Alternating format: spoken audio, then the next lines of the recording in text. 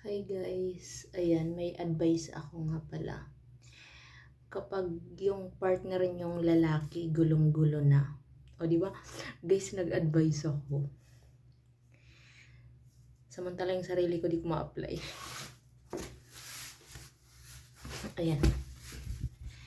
Gusto ko sabihin sa inyo guys na kapag yung partner nyong lalaki sumusuko na sa inyo or hindi na niya alam yung gagawin niya. Tapos sinabihan ka na, kunwari, sinabihan ka ng boyfriend mo na, itigil na natin to. Ganyan-ganyan. Sabihin mo sa boyfriend mo or sa girlfriend mo,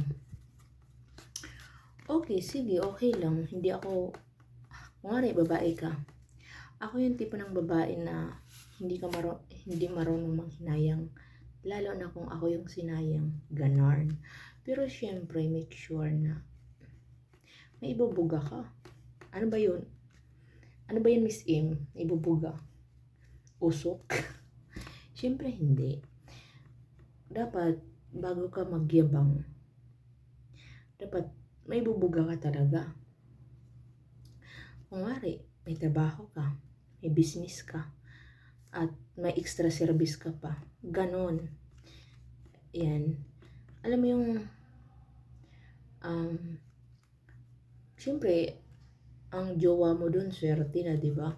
Kasi, mayroon ka extra service, mayroon kang multitask, mayroon kang multiple source of income, di ba? Tapos, sasayangin ka lang ng isang tao. So, ganun.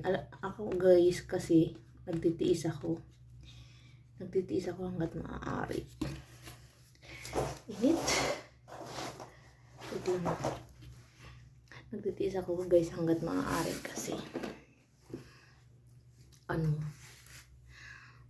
nakatube ako guys.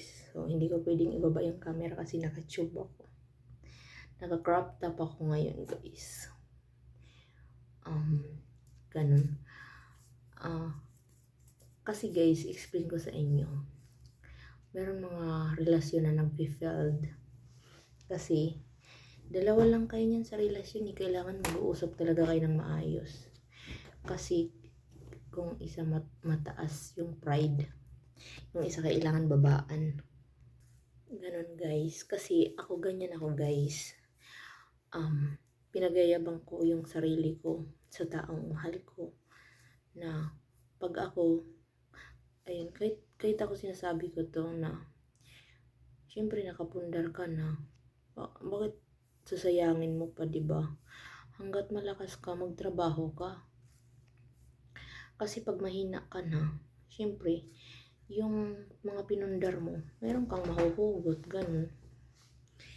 Tapos ito na nga guys, ayan, number 1 tip ko yun guys na, ako yung tipo ng lalaki na hindi marunong manghinayang. Lalo na kung ako yung sinayang, ganon. O, mapababae man to, mapalalaki. Pero guys, kung tambay ka, guys, huwag mo sasabihin to ha. Kailangan, syempre, kunwari, naguguluhan yung jowa mo. Tapos, diba? Tapos lalo na, yung jowa mo, wala namang ambag sa buhay mo. Opak! Yabangan mo. Yun lang sabi ko sa inyo guys, isang salita lang yan guys, matatakot yan na iwanan ka. Ako naman guys, hindi ako nananakot kasi syempre kayo na yung buhay ko araw-araw.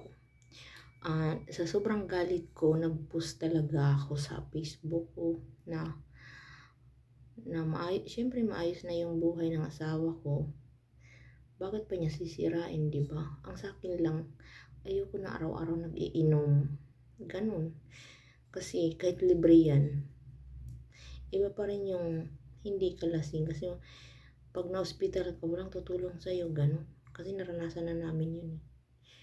Wala kang kaibigan. Isa lang. Isa lang tutulong sa'yo. Yun yung karamay mo. Ganun. Tapos guys, Siyempre, di ba mahal na mahal mo siya, ayaw mo siyang mawala sa buhay mo. Huwag mo muna siyang i-text, tawagan. Antayin mong lumamig yung mundo. Ayan, palamigin niyo muna yung sitwasyon. Huwag mo muna siyang i-text. Huwag mo muna siyang tatawagan. Ganon. Huwag mo siyang i-block. Alam kung bakit. Bandang huli, pag nag-post ka ng mga magagandang alaala, marirealize niya na, ay, ito pala yung sinayang ko. Ganon. Diba? Alam niyo, may kaibigan akong nagkwento sa akin.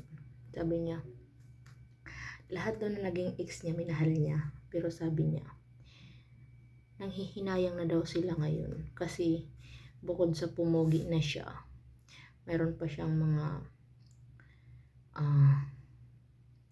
basta meron siyang nagawa sa buhay niya. Hindi ko pwedeng lakasan, guys, kasi natutulog na yung kapitbahay namin. So, yun lang guys ang naisip ko. Magbababay na ako. Next time na lang ulit mga tips ko guys para hindi kayo iwan ng jowa niyo.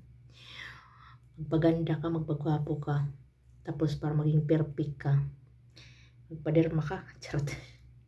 So ako guys, nagpapasalamat na rin ako sa mga nag-sponsor sa akin. Kaya hindi na ako masyadong problema. Sila yung namamroblema sa problema ko. Thank you so much guys. I love you all. See you in my next live. Bye-bye. Thank you guys, 102,000 subscriber. See you in my next live. Bye-bye. God bless you all.